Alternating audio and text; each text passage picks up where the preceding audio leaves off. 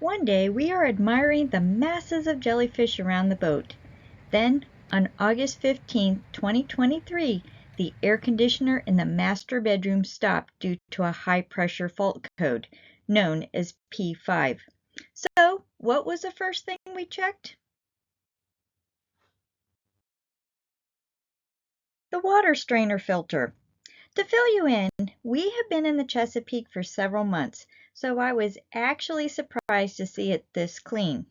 You see, the Chesapeake has brackish water, which means it's a mixture of salt and fresh water, plus a lot of vegetation such as leaves and grass. All of that white shiny stuff you see are jellyfish. Critters like to live in places like sea strainers since it's a nice hideaway. It's sort of gross, yet fascinating at the same time.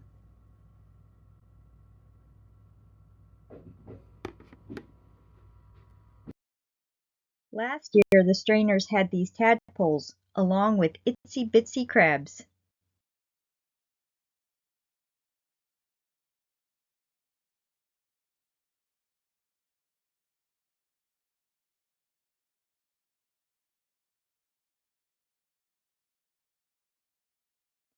I did my best to put the tadpoles and the crabs back into the water safely.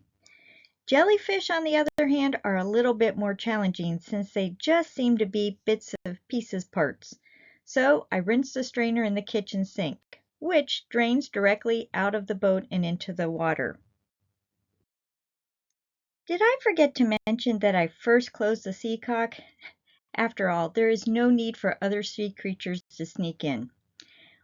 Now, I want to go and turn off the air conditioner. Then I go to turn off the AC circuit breaker on the 230-volt electrical panel, and on our boat this is by the TV.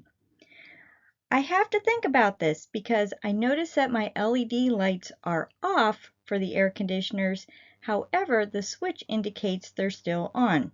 So thinking about this, I remember that the air conditioners are only allowed to run when we're either at shore power or we have the generator on.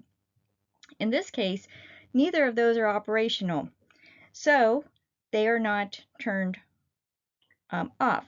However, I still turn them off just to be on the safe side.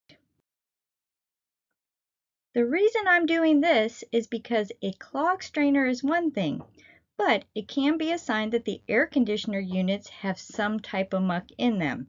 After all, these little critters start out small and sometimes they like to grow. So good thing I didn't make the bed that morning because we had to tear it apart in order to reach the air conditioner. Yes, it is under our mattress. And thanks to our friends Kat and Tanner who conjured up a homemade pump and filter idea, we had a quick and easy way to run Barnacle Buster through the air conditioner to clean out the scum.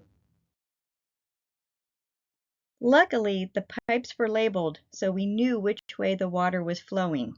There's going to be two hoses here. And them being labeled made it straightforward to know which one was the input and which one was the output. I'll let you in on a little trick. We're using the same type of pump you use on a backyard fountain. The reason is we don't need much pressure. However, what we want to do is run it slowly for about an hour, maybe longer depending upon how much debris is coming out of the hose. We're also using a disposable sock, and it's the same type of sock you'd use on a swimming pool filter. We learned that we also want to have a new clamp every time we do this system with Barnacle Buster since the clamp will get rusty. But this is a great solution in collecting the debris instead of rerunning it through our system. Patience is key. Sometimes it's going to take a while before you see the debris, and it may start out with very small pieces that will gradually increase.